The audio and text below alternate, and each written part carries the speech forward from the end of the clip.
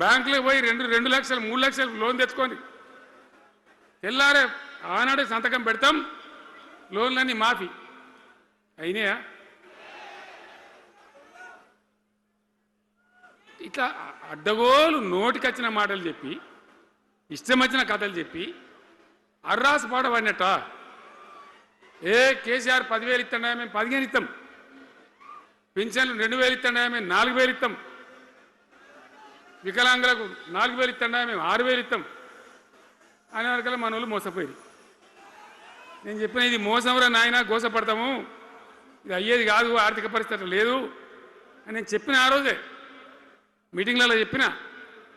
కానీ కొద్దిమంది ఆశపడితే ఏమైంది, 1.7%తో బీఆర్ఎస్ ఓడిపోయింది. మనం కూడా 39-40 ఎమ్మెల్యేలు గెలిచినాం. ఇంకో 10 మంది కొద్ది తేడాతోనే ఓడిపోయింది.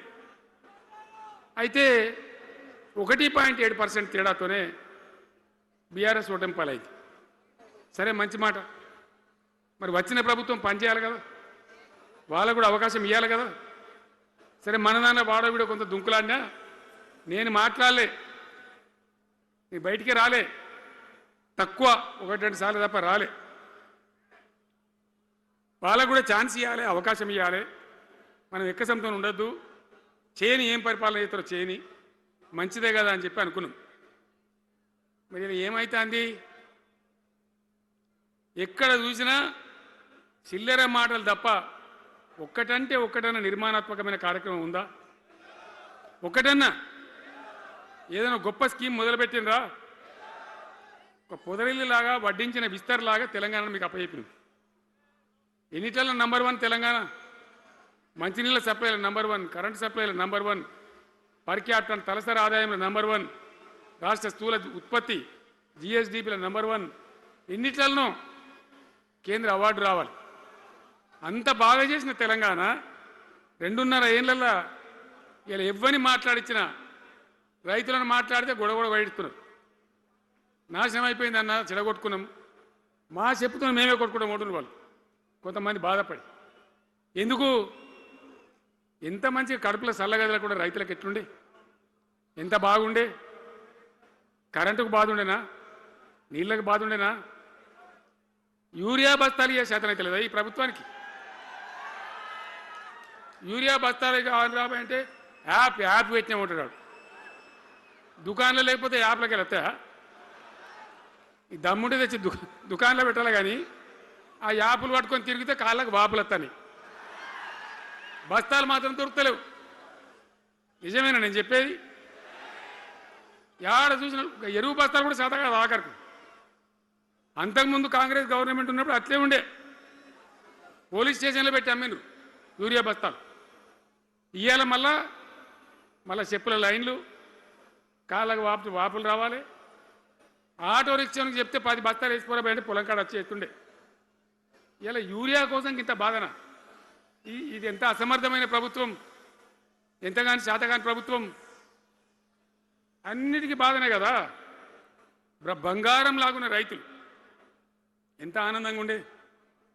వానాకాలం పంటలు పండితే తడిసిన ధాన్యం కాడికెళ్ళి కొని మొత్తం బ్రహ్మాండంగా రైతులకు డబ్బులు బ్యాంకులు వేసేది, మధ్య దళారు లేకుండా. మా గంగుల కమలాకర్ వేసేది, చేయి మీద కూర్చున్నాడు సివిల్ సప్లైస్ మినిస్టర్గా, కొట్లాడి తీసుకుపోయి వేసేది. రైతులకు ముందుగా పోవాలి, వాళ్ళు పోయి మళ్ళీ సెకండ్కి పని చేసుకోవాలి. ధాన్యం అమ్మిన డబ్బులు వచ్చేది, ఇటు రైతు బంధు పైసలు వచ్చేది. రైతులు మోతాదు లేకుండ్రి, మంచిగా పనిచేసుకున్నారు. ఇప్పుడు ఏమైంది? ఎరువు అనే యాపు, రైతు బంధు కోసం మొగులు చూడాలా, అది నెలకో ఎకరానికి వస్తుంది. ఇప్పుడు జగిత్యాల కేసీఆర్ సభ అంటే మళ్ళీ ఇలా పైసలు విడుదలన్నట్టు. రైతు బంధు రావాలంటే మళ్ళీ సభ పెట్టన్నా ఏంది? 3వ కిస్తీ రావాలంటే మళ్ళీ ఏమన్నా కేసీఆర్ సభ పెట్టాలి ఇక, అంతేనా? ఇది ప్రభుత్వమా? ఒక 75,000 కోట్లు ఇచ్చినాం మనం రైతులకు, 75,000 కోట్లు. పల్ల రాజశేఖర గారు ఉన్నాడు ఎక్కడున్నాడు, ఇవి అయినప్పుడు రైతు బంధు అధ్యక్షుని ఉండే రాష్ట్రానికి ఎమ్మెల్యేగా లేకుండే ఈయననే నిలబడేపించింది. 73,000 కోట్ల పైచీలకు డబ్బులు అనాయాసంగా సునాయాసంగా రైతు ఖాతాలకు పంపించింది. ఇప్పుడు ఏం రోగం వచ్చింది? ఏం బీమారి వచ్చింది? అచ్చా, ఇంకో మాట మీరు నాకు చెప్పాలి. ఈ కాంగ్రెస్ సిపాయిలు ఏం మాట్లాడారు ఎలక్షన్లో? కేసీఆర్ అంటాడు చక్కగా చేస్తలేడా? మేము చాలా సిపాయిలము, చాలా అనుభవం ఉన్న పార్టీ మాది, బ్రహ్మాండంగా చేస్తాం, మీకు 6 సందమామలు 7 సూర్యులు పెడతామన్నారు అన్నారు కదా, ఆయన నరికినారు కదా. ఇలా రాష్ట్ర ఆర్థిక ఆదాయం ఎందుకు దిగజారిపోయింది? దయచేసి ఆలోచన చేయండి. కేసీఆర్ ఉన్నప్పుడు రియల్ ఎస్టేట్ ఎట్లా ఉండే? రైతుల భూముల ధరలు ఎట్లుండే? హైవే పక్కకుంటే 2 కోట్లు 3 కోట్లు, డాంబర్ రోడ్ పక్కకుంటే ₹1,00,00,000 ధీమా ఉండే రైతులకు. ఇంకా అమ్మాయిందిరా పెళ్లి అంటే పావడంత అమ్మి చేత పోవా, వాళ్ళ దగ్గర అమ్మి చేత బిల్డింగ్ కట్టుకుంటా. ఈరోజు అమ్మేటోడు ఉన్నాడు కానీ కొనేటోడు లేడు. నిజమేనా ఈ మాట? నిజమా కాదా? ఏమైంది మరి? ఏం రోగం వచ్చింది? రాష్ట్రంలో ఏ వాళ్ళని మాట్లాడించినా, ఎవరిని అడిగినా ఇదే బాధ. ఈ విధంగా రైతుల భూముల ధరలు పడిపోయినాయి, రాష్ట్ర ఆర్థిక పరిస్థితి పడిపోయింది, మంచినీళ్ళకు గోసపడాలి, రైతాంగం అన్నిటికి గోసపడాలి. ఇవాళ మక్కలండి, మక్కలు వచ్చినాయి. పెడితే కొంటమని చెప్పారు, కొనకపోతే కొనమని చెప్పండి. ఈ శాతకాని దొంగతనం ఎందుకు? లోపల అధికారులకేమో కొనకూడదని చెప్తుంది, మీది కొంటమని చెప్తుంది. మక్కలు కొనే ధీమా ఉందా? ఇవాళ కొంటుండ్రా? వడ్లు కొంటుండ్రా? కొనకపోగా మళ్ళీ ఇంకా బోనస్ ఇస్తామని ఒక బోగస్ మాట. ఎవరికైనా నచ్చిన బోనస్ వస్తుందా? వాటిదే బోనస్, అంత బోగస్. ఈ విధంగా పంట వేసిన కాడి నుంచి పంట కొనుగోలు దాకా బీఆర్ఎస్ ప్రభుత్వం అన్న నిలబడ్డది, రైతులకు తోడుగా నిలబడ్డది, రైతులను ఆదుకున్నది. ధాన్యం తడిచిపోతే కూడా కొన్నది. కానీ ఇలా రైతాంగం అంతా ఆగమాగం.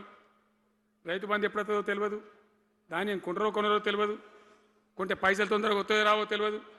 చాలా సతమతం అవుతుంది. రైతులను మాట్లాడితే చాలా తప్పు చేసుకున్నాం సార్, పొరపాటు అయిపోయింది అని బాధపడుతున్నారు. మంచిగా ఉండ్రి, మళ్ళీ వాళ్ళ ఆత్మహత్యలు స్టార్ట్ అవుతున్నాయి.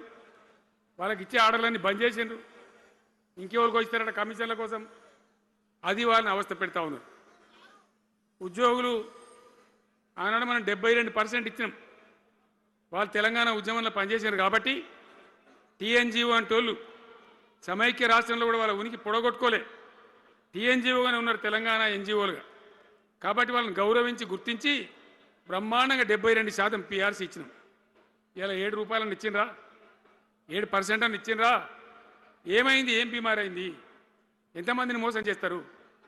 ఆఖరికి వస్తే పరిస్థితి ఏంది? ఇలా రాష్ట్రంలో రిటైర్డ్ ఉద్యోగస్తులకు కూడా వాళ్ళకి రావాల్సిన బకాయి, వాళ్ళు దాచుకున్న డబ్బులు వీళ్ళు ఇచ్చే మెహర్బానీ ఏం లేదు, ఆ డబ్బులు కూడా ఇచ్చే పరిస్థితి లేదు. ఆటో రిక్షా కార్మికులు మాట్లాడితే అన్న ఏదో పనికి మాలిన ఫ్రీ బస్సు పెట్టినారు, మా పొట్ట కొడుతున్నారు, మేము నాశనం అయిపోయినారు, వాళ్ళు ఏడుస్తూ ఉన్నారు. పిల్లలకు అది నేమ్ పెట్టలే. ఆయన కాంగ్రెస్ ముఖ్యమంత్రి అయినా రాజశేఖర రెడ్డి గారు అప్పుడు పెట్టిండు, ఇది ఫీజు రియంబర్స్మెంట్ అనే స్కీమ్. మంచి లాభం జరిగింది, నేను దాన్ని కొనసాగించిన. ఇలా మొత్తం బీసీలకు ఎస్సీలకు పిల్లలందరికీ ఫీజు రియంబర్స్మెంట్ రాక 10-12 వేల కోట్ల బకాయిలు పెడితే వాళ్ళు ఆగం, వాళ్ళు రోడ్డున పడరు. కోర్టుకు పోతే పిల్లల దగ్గర వసూలు చేసుకొని చెప్పి కోర్టులు చెప్తా ఉన్నాయి. వాళ్ళ గతి ఏం కావాలి? ఇప్పుడు ఎవరిని కదిలిచ్చినా ఈ రాష్ట్రంలో, ఎవరిని మాట్లాడించినా, ఒక విద్యార్థిని మాట్లాడినా, ఒక రిటైర్డ్ అయిన ఉద్యోగిని మాట్లాడినా, పనిచేస్తున్న ఉద్యోగిని మాట్లాడినా, రైతాంగంతో మాట్లాడినా ప్రతి వాడు అసంతృప్తి, ఒక బాధ, మాకేదో అన్యాయం జరిగినటువంటి పరిస్థితిలో మాట్లాడుతూ ఉన్నారు. పిల్లల పాపం చదువుకునే వాళ్ళు ఉంటే వాళ్ళకి విదేశాల్లో సీట్లు వస్తే 20 లక్షల రూపాయలు ఇచ్చాం. అంబేద్కర్ పేరు మీద, జ్యోతిబా పూలే పేరు మీద ఎస్సీ పిల్లలకు, బీసీ పిల్లలకు, ఓసీలలో కూడా నిరుపేదలకు ఇచ్చినాం. ఇలా దాన్ని బంద్ పెట్టినారు, వాళ్ళు ఆగమైపోతూ ఉన్నారు. అన్నీ కూడా సర్వనాశనం చేస్తూ ఉన్నారు. అన్ని స్కామ్లు, కుంభకోణాలు, భూ కబ్జాలు. పొద్దున్న లేస్తే పేపర్ తిప్పితే బాధ కలిగేటువంటి పరిస్థితులు. సో ఈ రకంగా సింగరేణి అద్భుతంగా ఉన్న సింగరేణి నాశనం చేసి ఇలా బొగ్గులకు స్కామ్, సివిల్ సప్లైస్ల స్కామ్, మొత్తం అని కూడా స్కామ్లు, దోపిడీ తప్ప ప్రజలకు పనిచేసే పరిస్థితి లేదు. మరి ఏం జరగాల? కాంగ్రెస్ వాళ్ళు చెప్పిన మాటలు వింటే ఈ మాటలు కోటలు దాటినట్టు ఇష్టం ఉన్నట్టు చెప్పారు. చివరికి ఏందిరా ఇప్పుడు 2.5 ఏళ్ళు గడిచిపోయింది. మరి ఏంది కథ? కాకికి పెడదామంటే కంకెడి లేవు, పిట్టకి పెడదామంటే పిడికెడి లేవు. వటియే ముచ్చట్లు, వటియే మాటలు తప్ప ఎక్కడ ఏం జరిగింది లేదు. ఏ డిపార్ట్మెంట్లో కానీ, ఏ రంగంలో కానీ, ఒక ఇరిగేషన్లనా, ఒక కరెంట్లనా, ఇంకో దానిలనా, ఒక అర్బన్ డెవలప్మెంటా, రూరల్ డెవలప్మెంటా ఏమైనా జరిగిందా? ఆనాడు మన పల్లెలు బాగు చేసుకోవాలని చెప్పి దేశంలోనే ఎక్కడ లేని విధంగా పల్లె ప్రగతి కార్యక్రమాలు చేసినాం. ప్రతి ఊరికి అన్నేళ్ళ తెలుగుదేశం కాంగ్రెస్ గవర్నమెంట్లు ఉంటే చచ్చిపోతే ఏడగాలేసుకోవడం జాగ కూడా చూపించలే. ప్రతి గ్రామానికి ఆనాడు మనం వైకుంఠ ధామాలు కట్టినాం, ప్రతి గ్రామంలో క్రీడా ప్రాంగణాలు కట్టినాం, ప్రతి గ్రామంలో నర్సరీలు పెట్టినాం, ప్రతి గ్రామంలో పల్లె ప్రకృతి వనాలు పెట్టినాం, ప్రతి గ్రామ పంచాయతీకి ట్రాక్టర్ ఇప్పించినాం. ఆనాడు చెత్త తీసేది, ఇలా పనిచేస్తున్నాయి ట్రాక్టర్లు. ఊళ్ళలో ట్రాక్టర్లు పనిచేస్తున్నాయన్నా, మూలకు పడ్డాయి, డీజిల్ పోసే దిక్కులేదు. ఏం చేయాలి? పల్లె ప్రకృతి వనం పెడితే దాన్ని నీళ్ళు పోసే దిక్కులేదు. ఏం రోగం వచ్చింది? ఏం బాధ? డీజిల్ లేదా? ఆ తెలివి కూడా లేదా? ఆ రోజు నేను చెప్పిన ఆర్థిక శాఖ కార్యదర్శిని పిలిచి అవసరమైతే ఎమ్మెల్యేల జీతాలు బంద్ పెట్టుంది కానీ గ్రామ పంచాయతీల డబ్బులు మాత్రం విడుదల చేయండి అని చెప్పాడు. అంత టెన్షన్గా డబ్బులు పంపించేది, కార్యక్రమాలు జరిగేది, గ్రామాలు మంచిగా ఉండేది. అది నాశనం పట్టిండ్రు. మున్సిపాలిటీలు అయితే మురిక్కుపాలు అయిపోయినాయి. మరి ఏం చక్కగా ఉన్నట్టు?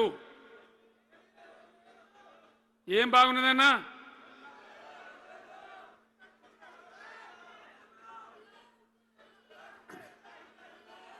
అందుకే జీవన్ రెడ్డి గారు లాంటి సీనియర్ నాయకుడు, అనుభవం ఉన్న వ్యక్తి నోటికెళ్ళి ఏం మాట వచ్చింది?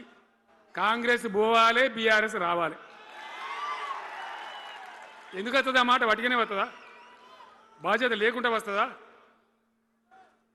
ఏది చూసినా కూడా చక్కదనం లేకపోతే, పొద్దున్న లేతే దోపిడి తప్ప ఇంకోటి లేకపోతే ఎందుకు ఈ పరిస్థితి వస్తుంది?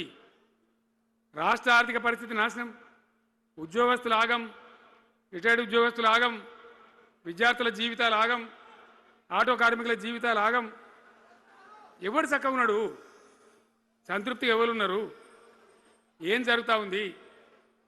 ఇది ఈ రాష్ట్రంలో ఉన్న పరిస్థితి. ఇక నేను చెప్పానంటే తెల్లారదాకా చెప్పచ్చు. నేను ఒకటే మీద మనవి చేస్తూ ఉన్నా, ఖచ్చితంగా మళ్ళీ ఎట్టి పరిస్థితులలో ఎవరు ఏమన్నా సరే ఖచ్చితంగా రావాలి. ఇంకా ఈ అందానికి ఒకటి బోడముండ హైడ్రాని తెచ్చిపెట్టింది.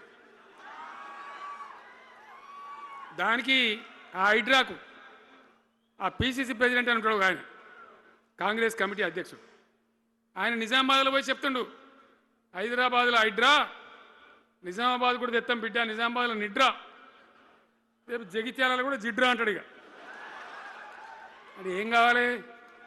మొత్తం పేదల కొంపలన్నీ కూల్చుడేనా? కేసీఆర్ రాజ్యానికి వచ్చినప్పుడు 3.5 లక్షల మందికి పేదలు ఎక్కడ ఉన్నారో అక్కడనే పట్టాలు ఇచ్చినాం. వాళ్ళని ఆగం చేయకుండా పాపం గరీబోళ్ళు 3.5 లక్షల కుటుంబాలకు హైదరాబాదు చుట్టుపక్కల వేరే పట్టణాల్లో కూడా పట్టాలు ఇచ్చిన వాళ్ళని బతకనిచ్చిన. ఇలా ఏం కూలగొట్టుడు? అది పుస్తకాలు కూడా తీసుకుని పోరాటాలు చదువుకునేటి అంతే గిరితమా? నేను ఒక్కటే మాట మనం చేస్తా ఉన్నా, గ్యారంటీగా బీఆర్ఎస్ గవర్నమెంట్ వచ్చేది ఖాయం. మొట్టమొదటి రోజులనే ఈ ఐటీ అంటోని ఎత్తి అవతల వరేస్తామని చెప్పి నేను మనం చేస్తా ఉన్నా. తీసేయన్నా దాన్ని, ఐటీని తీసేయనన్నా? పక్క మాటనా? మళ్ళా మొదలు పెట్టిరా? ఇక జరాగు, 5 నిమిషాలది అయిపోతుంది. హైడ్రాని పీకేసి మొదటి సంతకంతోనే తీసి చెరువులో వాడేస్తాం దాన్ని. ఇప్పుడు మనం చేయలేం. 46,000 చెరువులు మంచిగా చేసినాం. ఏమన్నా గుడిసె కూడా కొలగొచ్చామా? ఇల్లు కూడా వచ్చామా? ఇదేమి ఇచ్చేంతరం నాకు అర్థం కాదు. మూసి అని దాని ఎంబడి వాడారు, దానికి ఆడ గరీబులు ఉంటారు పాపం. మూసి ఎంబడిన గరీబులను వాళ్ళని ఏమి ఏడిపించుడు? పొద్దున్న లేతే వాళ్ళు నిద్రపోకుండా వాళ్ళ కంటి మీద కొనుక్కు లేకుండా అది ఎవడు చేసే ప్రాజెక్ట్ అయ్యేది కాదు, పీకేది అవుతుందా? 15,000 ఇల్లు కూడా కొడతారట. ధర్మమేనా అది? ఈ రకంగా ఇప్పుడు పనికి మాలిన హైడ్రా తెచ్చి మూసి అది చెయ్యాలి, మూసి మంచిగా చేయాల్సిందే వద్దనే వాడు అన్నాడు. అన్ని వేల ఇల్లు కూడా కొట్టడం ఎందుకు నాకు అర్థం కాదు. అలా ఏం లేదు, భూములు కబ్జా పెట్టే రియల్ ఎస్టేట్ దందా తప్ప దానిలో ఏం లేదు. మూసి ప్రజల కోసం కాదు, నగర ప్రజల కోసం కాదు, ఈజీగా చేయగలిగిన దాన్ని, మామూలుగా చేయగలిగిన దాన్ని నాశనం పట్టి దాన్ని కథం పడతా ఉన్నా. ఏది చూసినా కూడా ఒక రకమైన దోపిడీ, ఒక రకమైనటువంటి గుండాగిరి, అరాచక వ్యవస్థతో ముందుకోతున్నారు తప్ప ప్రజా సంక్షేమాన్ని కాంక్షించి ఒక్క స్కీమ్ కూడా రాలే. ఇరిగేషన్ ప్రాజెక్టులు అన్ని పండబెట్టిరు. ఏం రోగం? ఒకనాడు కాకతీయ కాలువ మీద, మన వరద కాలువ మీద మోటార్లు పెడితే ఏం కోసాది? మా శంకరెడ్డి చెప్తా ఉండే ఇంతకుముందు, వేల మోటార్లు పెట్టుకుంటే వచ్చి కోసుకపోదురు, లారీలకు మోటార్లు ఎత్తుకపోదురు. ఇదే వరద కాలువ మీద కేసీఆర్ ఉన్న రోజులు ఎవడన్నా మాట్లాడిందా? మాట్లాడలే. చివరికి ఏం చేసింది మీరు మంచిగా వినాలి. వీళ్ళు మామూలు పని చేస్తలేరు, మన జీవితాలకే బాంబులు పెడుతున్నారు.